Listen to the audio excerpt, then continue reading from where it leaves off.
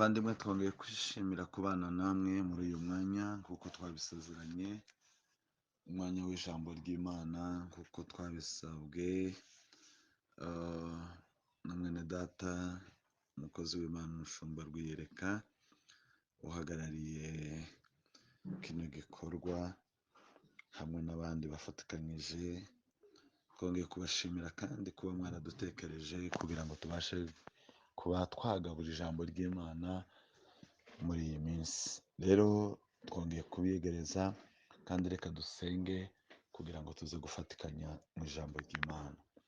Mana, twongeye kuguha icubahiro muri kino gitondo, tugushimiye igitondo cyiza uduhaye, twishimiye umwanya duciye bugufi ngo ushigwe hejuru, umwanya tugiye kuja kuganira ijambo ryawe.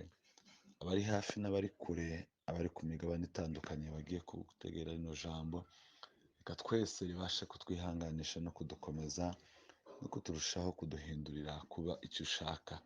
Urakoze kudufasha, twe tugiye kuvuga na mwene data tugiye gutegera ijambo ryawe mu izina rya Yesu, amen.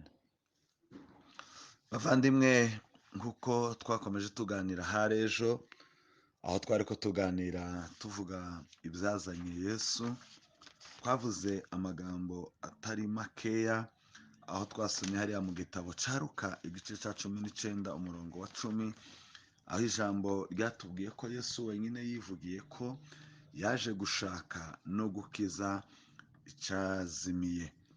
Reka muri kino gitondo duhere ku magambo yanditse mu rwandiko Pawulo yandikiye Abagalatiya igice cya 4 umurongo wa 4 n'umurongo wa 5, aho dukomeje kuganira amagambo atwereka ibyazanye Yesu. Ndagira ngo muri kino gitondo tuvuge amagambo agera kuri 7 mu mwanya wihuse cyane, tuvuge amagambo 7 agaragaza bimwe mu byazanye Yesu Kristo. Dusomye mu rwandiko Pawulo yandikiye Abagalatiya igice cya 4 umurongo wa 4 n'umurongo wa 5, Bibiliya ijambo ry'Imana riravuga ngo, maze igihe gikwiriye gisohoye, Imana yohereza umwana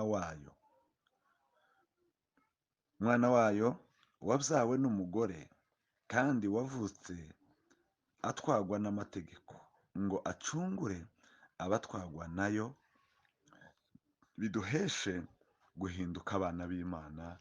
Amen kandi amen. Bavandimwe, nk'uko twakomeje kuganira tuvuga ibyazanye Yesu Kristo, iri jambo riratwereka umugaragu w'Imana Pawulo aho yandikiye Abagalatiya avuga kuza kwa Kristo mu isi, avuga igihe yaziye ko ari cyo gihe cyari gikwiye, kuko mu gihe gikwiriye Imana yohereje umwana wayo akaza kubyagwa n'umugore ngo utwagwa n'amategeko kugira ngo abashe gucungura abatwagwa nayo, bikaduhesha guhinduka abana b'Imana. Iri jambo ririmo amagambo agera kuri 2. Harimo ijambo twakomeje kuvugaho, twabivuzeho bukeya hari ejo, ariko kandi ndagira ngo twongere turivugeho gato, aho twavuze ko yaje gushaka no gukiza icyari cyarazimiye, yaje gucungura abari mu bubata. Ariko cyane ijambo tubwire ngo duhereho muri ariya magambo 7 ni iri jambo rivuga ngo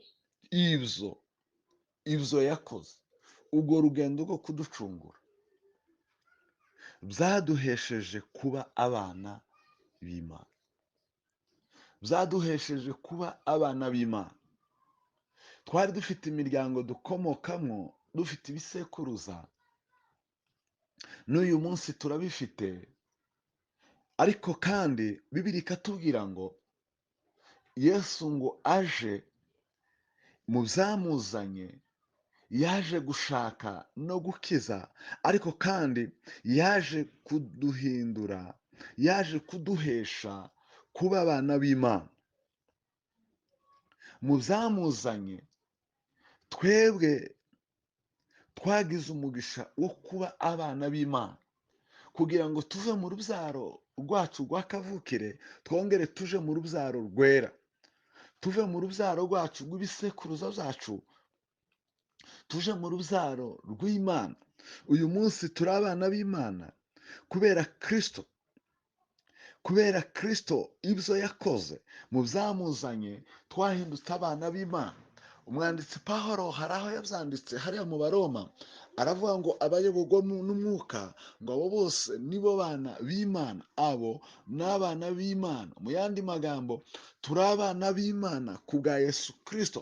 Ubu turi mu rubyaro, turi mu rubyaro rw'Imana, dufite Imana data nk'umubyeyi wacu mukuru, dufite ababyeyi, abandi barabatakaje, abandi barabapfushije, abandi barabafite, abandi babafite batagifite icyo bashoboye kubera imyaka, kubera ubusaza, kubera ubukecuru, ariko Bibiliya iratubwira ngo turi abana b'Imana. Mu byazanye Kristo yaje kutugira abana b'Imana.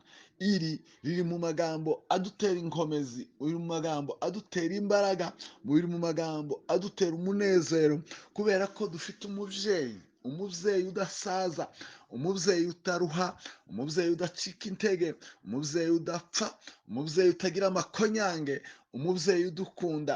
Yesaya yarabyanditse aravuga ngo uwo ni umubyeyi mwiza.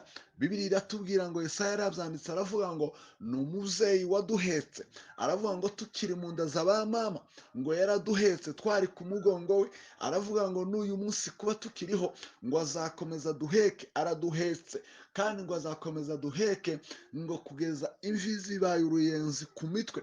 Ni ukuvuga ngo ni umubyeyi utaruha kuduheka. Nicyo cyatumye umuririmbyi w'indirimbo za wokovu araririmba aravuga ngo anichukua mimi na masumbuko yangu. Ni umubyeyi mwiza, turi abana b'Imana, ni umubyeyi uduhetse, araducigatiye data, araturera akadukuyakuya, adufitiye imbabazi, araduhetse. Umuririmbyi nanone yarabiririmbye aravuga ngo aduhetse ku mugongo, ntacyo tuzaba. Imana ni umubyeyi wacu. Ndagira ngo nkubwire mwene data, waba warabuze ababyeyi, waba warabuze affection, waba warabuze urukundo, waba warabuze umuryango, ariko ndagira ngo nkubwire ngo kuba Imana ari so, ni nako Yesu yatwigishije hariya mu gice cya 6 aratubwira ngo nidusenga tuba tuvuga ngo data wa twese uri mu ijuru, izina ryawe ryubahwe. Ni data wa twese, ntagira uwaheza. Hari ababyeyi baciye abana babo, hari ababyeyi batakifite imbaraga, ubu ni ba irresponsable ku miryango yabo. Ariko mwene data, ndaguhatira kuba umwana w'Imana kuko Imana ni umubyeyi, ni umubyeyi mwiza, ni umubyeyi utaruha, ni umubyeyi udatubirwa. Dufite papa wicika intege, dufite umubyeyi wikuka umutima, adutekerereza ibyiza, aratuzirikana, ntasaza ntahwija. Nigeze kubona iwacu umusaza umwe yarashaje, ngo amare gusaza ntiyari akimenya abana n'abuzukuru, yabona umwuzukuru akamwita izina ry'umwana, uje mu maso ye izina rije akaba ryamwita.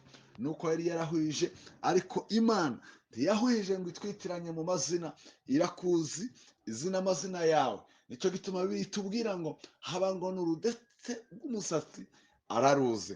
Ufite umubyeyi, Yesu yaje kutugira abana. Ubu turi mu muryango wera, dufite data wa twese udasaza, udacika intege, utuzirikana, udutekerereza ibyiza. Imana ishimwe cyane. Ijambo rya kabiri tugira ngo tuganireho, yaje kutugira abaragwa b'Imana cyangwa se b'iby'Imana. Umwanditsi Pawulo yarabyanditse, yandika hariya mu gitabo cy'Abaroma igice 8 umurongo wa 17, haravuga ngo kandi ngo ubwo turi abana bayo turi n'abaragwa b'Imana, abaraganwa na Kristo.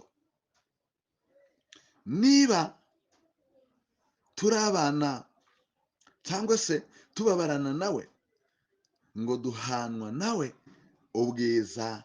Amen. Pawulo arandika aravuga ngo niba turi abana, kuko hariya mu Bagalatiya hatubwiye ngo byaduhesheje kuba abana. Hano mu Baroma ho haravuga ngo niba turi abana, aravuga ngo rero ngo turi n'abaragwa, turi abaragwa, turi ba samuragwa, turi ba muragwa mu by'Imana. Iby'Imana nta bandi bazabiragwa. Ubu turi abaragwa b'iby'Imana, turi abaragwa na Kristo. Kubera iki? Kubera kuko turi abana. Ni ukuvuga ngo mwene data, ibyo data afite, umutungo w'Imana ni uwacu. Turi abaragwa, tuwufiteho akise, tubifiteho uburenganzira. Nicyo gituma ngira ngo nkubwire, waba waburaye, waba waraye inzara, waba wihebye, ubukene bugukubuze, ucitse intege cyane, ariko aya magambo igihe nayasomaga, igihe natekerezaga ku ijambo ry'Imana, nasanze turi ab'agaciro, kuko iby'Imana ifite ni ibyacu. Nicyo cyatumye ijambo ry'Imana ritubwira ngo nituguma muri we, amagambo ye akaguma muri twe, ngo dusabe icyo dushaka cyose tuzagihabwa, kubera kuko tubifiteho uburenganzira. Turi abaragwa, turagwana na Kristo iby'Imana. Mwene data wicika intege, urahishiwe, urahishiwe. Imana irakubikiye mu kigega cy'Imana, hari ibyawe, hari ibyo ubikiwe. Wicika intege, wirira, waba bimeze nabi none, ariko ejo izuba rizarasa, ejo bizamera neza, kubera kuko data agufitiye umugambi mwiza. Ndetse hari n'ijambo ryiza ryakoze ku mutima wanje, ryanejeje muri kino gice, ndetse ni naryo jambo twisi rya gatatu muri ya magambo 7.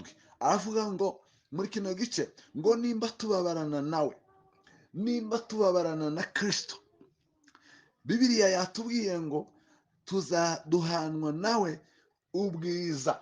Mu yandi magambo, Yesu yaje kuduheza ubwiza.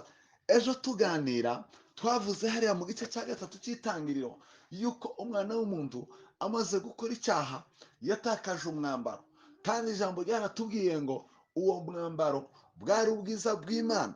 Ariko hano mu rwandiko Pawulo yandikiye Abaroma igice 8:17 be yayo yavuze ngo nimba tubabarana na Kristo, ngo turushaho guhanwa nawe ubwiza, duhabwa ubwiza, tugasubirana ubwiza icyaha cyatwambuye. Iyo icyaha ukoze icyaha kikwambura ubwiza, kikakwambura umwambaro w'ubumana.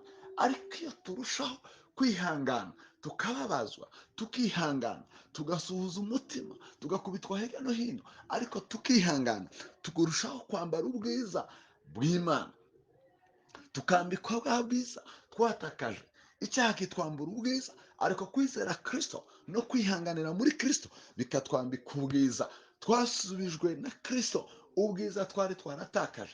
Sogokuruza wacu na kakuruza batakaje iriya muri Edeni, twarabushubijwe ku bwa Kristo. Kristo yaje kudusubiza agaciro, Kristo yaje kudusubiza ubwiza. Ubu twambaye ubwiza bw'Imana. Imana ishimwe cyane. Twashubijwe agaciro ku bwa Yesu Kristo, twasubije ubwiza ku bwa Yesu Kristo, twambaye ubwiza bw'Imana. Umuririmbyi yararirimbye, araririmba aravuga ngo abana b'Imana ni beza, ngo bambaye ubwiza bw'Imana. Twambaye ubwiza bw'Imana kubera Yesu Kristo. Izo twatakaje iriya ku bwa sogokuru na sogokuruza, cyangwa se basogokuruza bacu, twarabisubijwe ku bwa Yesu Kristo. Ubu twambaye ubwiza bw'Imana, ubu twambaye ubwiza bw'Imana, twambaye ubudahangarwa bw'Imana. Ubu turasa na Kristo, kubera Kristo turasa n'Imana, kubera Kristo. Imana ishimwe cyane. Twambaye ubwiza bw'Imana, turasa n'Imana, dutekereza nk'Imana kubera Yesu Kristo. Ijambo rya 4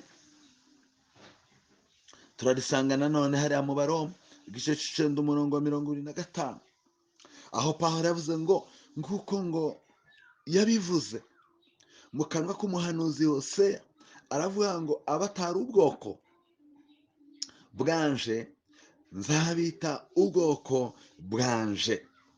Ijambo rya 4 nagira ngo tuganire ni irivuga ngo twabaye ubwoko. Ubu dufite ubwoko, dufite ubwoko budateye ipfunwe, dufite ubwoko budateye isoni kubuvuga, ubu dufite ubwoko tubarizwamo budateye ikimwaro. Ubu dufite ubwoko, turi ubwoko bw'Imana, turi ubwoko bw'Imana. Mwene data, ubwoko bw'Imana muvandimwe, aho uri hose turi mu bwoko bw'Imana, turi mu bwoko bwejejwe, turi mu bwoko bw'agaciro, ubwoko bwatoranyijwe. Umuririmbyi yararirimbye w'igiswahili ngo sisi tu taifa teule, tuko taifa la Bwana, turi ubwoko bw'Imana, turi mu bwoko bw'Imana, aho niho tubarizwa, aho niho dutekererezwa. Ijambo rya gatanu nanone niryo kuri uwo murongo riravuga ngo utari inyungwakazi cyangwa se uwari inyungwakazi azitwa inkundwakazi. Muri uwo murongo wa 25 ni ukuvuga ngo ijambo rya gatanu, Yesu yaje kuduha agaciro kugira ngo dukundwakazwe mu bwami. Turi mu by'Imana tudafite agaciro, turi mu by'Imana, turi mu by'Imana dufite agaciro kacu.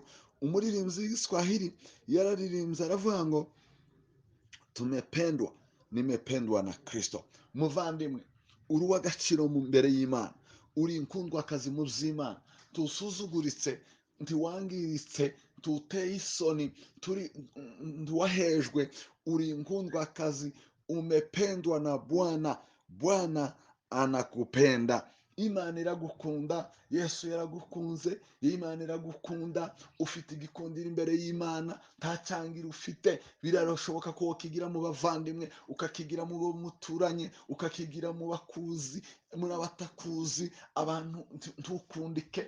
Ariko Bibiliya ishimwe, Bibiliya ijambo ry'Imana ritwungura amagambo, y'Imana yo mu ijuru ishimwe, kuko yaduhaye igikundiro duhukura ku Mana ku bwa Yesu Kristo. Bibiliya iratubwira ngo uwari inyungwakazi azitwa inkundwakazi.